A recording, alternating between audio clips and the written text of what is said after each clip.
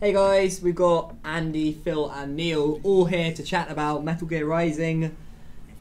What do you think of it at Eurogamer? It was good. You played it, so... Yeah, it was... Nice start, Phil. What did you think of the demo you got there? I was a big fan of the whole sneak around, crawl everywhere, sneak up behind people and shoot them in the back of the head style that the first four games had. 4 games, yeah. But it was nice to kind of have that difference. So the hack and slash kind of crazy slow motion, slicing robots into pieces as you go along was... Personally, that's not Metal Gear to me. Metal Gear's all about the stealth. It's all about waiting, being patient. So you think I love it. I thought it was amazing. Just the whole fact it's completely break from the genre and then just chopping everything to pieces. That slow-mo chopping up stuff looks cool. And do you know what I think? I had to say, wasn't impressed by the graphicalness of many of the games at Eurogamer. But they weren't really running them on very good specs. They were running on like Xboxes and 2 big screens. You'd hope, but that game looked incredible. Stunning. It looked so shiny and partly polished. What makes Metal Gear Solid for me is more the story, just having that kind of insane story of just weird things going on. Insane again. If you think about it, number 2, I think in terms of story, that was really it. If you compare it to number 1, ouch. Number 2 was such a step up. Yeah. Yeah. But I think it's kind of, that's one thing they've got to really keep, and of course you can't really judge that from a demo. Right. But the new mechanic of being able to just cut up bits of the environment and...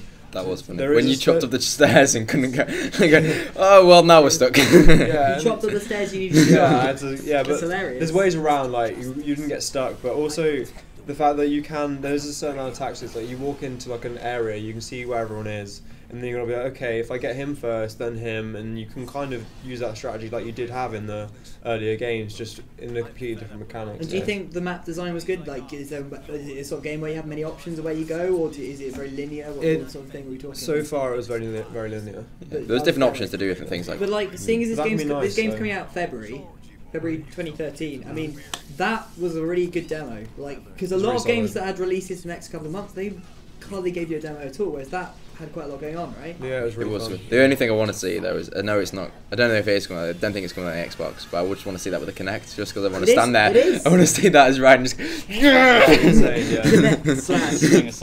It's coming out on Xbox, by the way. Well, but then Microsoft Kinect, make it a Kinect, and I want to slice people to bits and stairs to bits and watermelons by like being amazing and then punching holes in walls. Right, and so you're being so positive here. What are the negatives you got from, particularly at Eurogamer? What did you think that you did not like about it, or what was lacking? I mean, it's still early days-ish, but like... As I said before, to me, it's not Metal Gear. What's the difference between this and... Well, it's like, as they've said, it's a hack and slash. I mean, I'm sure there are stealth elements, but even, like, the game genres have been classified, it's a hack and slash, it's an action game. Mm-hmm. I'm not going to go ahead and say that, the original Metal Gears, you couldn't just run and gun, but you were like, expected to, at least, be somewhat stealthy. Like, mislead people, take them down silently. If you wanted to, go through the entire game trying to kill no one. In this game, you're suddenly expected to run around as Raiden, who for some reason is a cyborg now, which I don't remember. But he was a cyborg in 4. Was he? Yeah. They had that hack and slash element of his character in 4, also. But you're, in a way, I think, to be fair, you are right. I think one of the things about Metal Solid also, it had a lot of kind of emotion in the kind of story, the cutscenes, all that kind of stuff. And that's a very emotional game. Yeah, there's one thing that we haven't really seen from the demo, and if that's missing, that will kind of ruin it a little bit. It's kind of I can look on it with fresh eyes and be like, okay, this is a really good game, and I'll be really enjoying the gameplay. But one thing in the back of my mind, if it's not there, that I will miss will be that kind of emotion and the storytelling element of it that kind of really sold me on especially 2 and 3. Yeah. So. No, it's like 3 was an exceptional game as far as the story went. Do you not think this is the natural progression though from stealth to hack and slash? Because basically the game's becoming more and more about the cinematics and the story.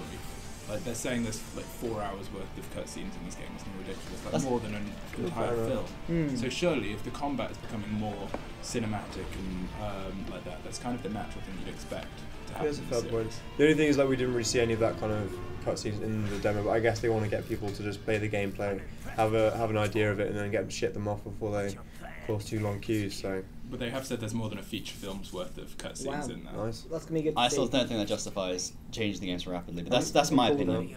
They might not change it for the future. I think could be just a one game thing. I think it's a nice, refreshing thing.